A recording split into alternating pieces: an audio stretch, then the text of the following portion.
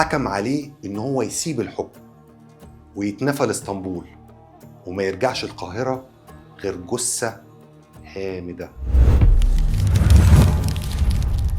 بعد المصاريف الكتيرة وحجم الديون اللي زاد كمان التدخل الأجنبي في مصر. في سنة 1878 اتشكلت حكومة اتسمت بالحكومة الأوروبية برئاسة نوبار باشا الأرمني، وتعين فيها الوزير البريطاني تشارلز ريفرز لوزارة المالية، والفرنسي أرنست دو بلينار لوزارة الأشغال العامة. وده اللي خلى إن مشاعر الغضب تسيطر على ضباط المصريين، خصوصاً إن هم أجبروا أكتر من 2500 ضابط إن هم يتقاعدوا بنصف رواتبهم.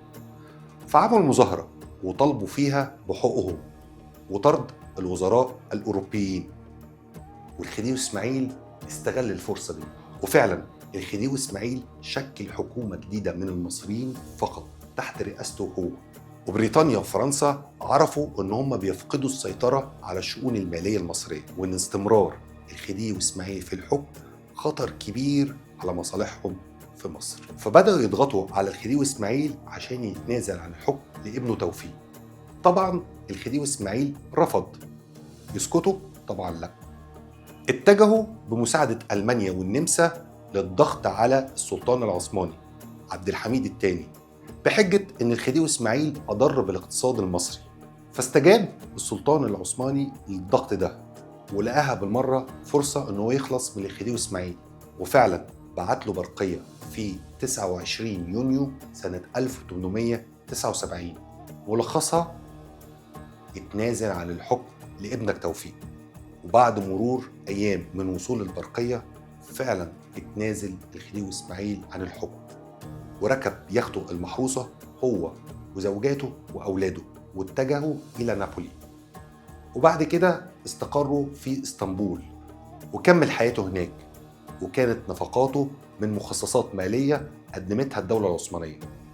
اتوفى الخديوي إسماعيل في 2 مارس سنة 1895 ورجع اتدفن في مصر، بالتحديد في مسجد الرفاعي بالقاهرة.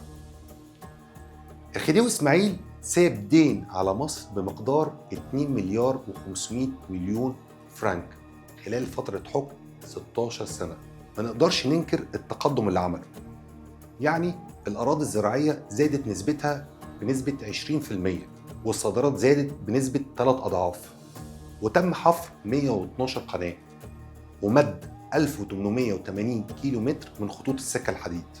ده غير إضافة شبكات المياه والصرف الصحي لأحياء القاهرة والإسكندرية، وإنجاز قناة السويس، ومصانع السكر اللي حقق منها أرباح شخصية ضخمة، وإنشاء المحاكم المختلطة، واهتمامه بالتعليم والتطور العمراني.